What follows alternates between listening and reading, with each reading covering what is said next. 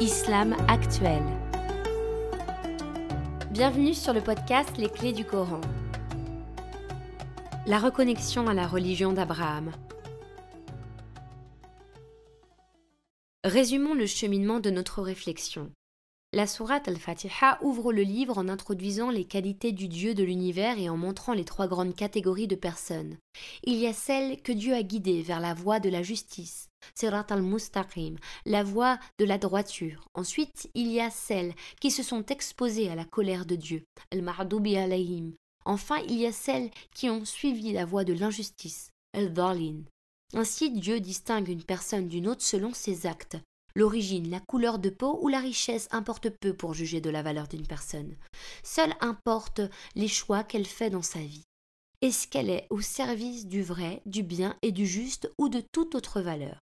Ensuite vient la sourate Al-Baqarah, qui expose les facultés spécifiques à l'homme, qui le distingue de l'ensemble de la création. Dieu lui a donné le pouvoir de passer des sons aux mots, au langage, à la connaissance et à la civilisation. La sourate progresse en évoquant le Coran comme une parole qui est donnée aux hommes pour expliquer le sens du monde visible et invisible. Il y a des gens qui se guident, qui suivent la voie droite, celle de la vérité et de la justice. Il y a des gens qui s'exposent à la colère de Dieu, à l'image des hypocrites, dont le cœur est fermé à tout sens de la vérité et de la justice. Cette sourate est là comme pour éduquer les individus à discerner les deux grandes voies de la vie et à rejoindre la communauté du vrai, du bien et du juste. Toute la sourate semble porter sur la reconstruction de la Oumma du Tawhid, Oumma qu'Abraham a commencé à façonner. Dans la sourate, les animaux, Dieu complète le récit de l'histoire d'Abraham au début de sa quête de vérité lorsqu'il observait les étoiles à la recherche du vrai Dieu. Abraham observe l'univers, le ciel et la terre. Il observe l'histoire des peuples passés. Sur la base de preuves et d'arguments rationnels, il finit par dire: je tourne mon visage vers celui qui a façonné les cieux et la terre. Dieu a fait d'Abraham un imam pour les gens, c'est-à-dire un exemple et un chef. Il a formé une Oumma du Tawhid. Abraham demande à Dieu qu'il fasse que ses descendants soient aussi droits et qu'ils soient des exemples et des guides pour les autres. Les Juifs ont cru que parce qu'ils étaient les descendants d'Abraham, par la filiation d'Isaac et de Jacob, ils seraient naturellement plus proches de Dieu que tous les autres peuples. Dieu rappelle à Abraham que les liens du sang ne font pas l'homme juste, que sa descendance ne sera pas sur la voie droite simplement parce qu'elle descend d'un prophète juste. Beaucoup parmi les enfants d'Israël se sentaient dispensés de tout devoir moral sur terre du fait de leur appartenance ethnique. Ils voulaient faire d'Abraham un juif comme eux. Les chrétiens voulaient en faire un chrétien. Mais il était un pur vertueux dévoué à Dieu, l'unique. Abraham est le père d'une communauté qui tend vers le bien, vers le juste milieu. Le Coran nous raconte l'histoire de la famille humaine.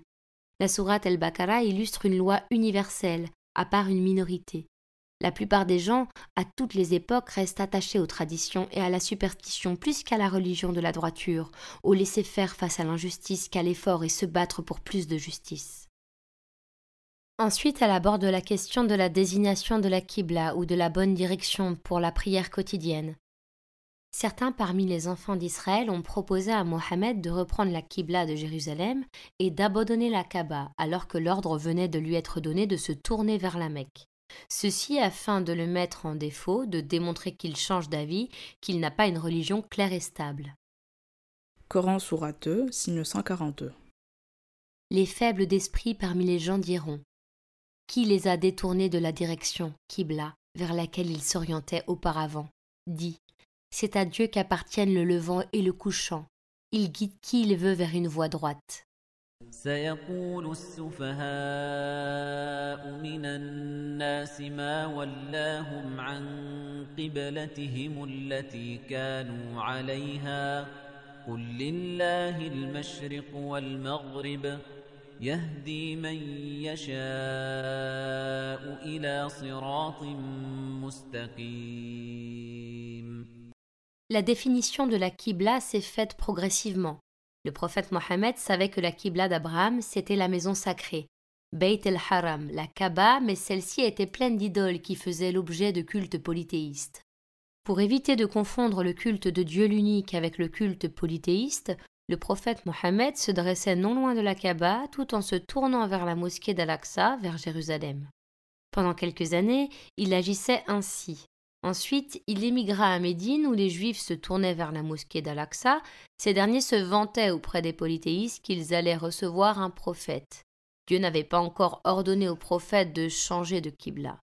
Après avoir appelé les gens vers la religion universelle, il devait construire une nouvelle société. Tu aimes ce qu'on fait?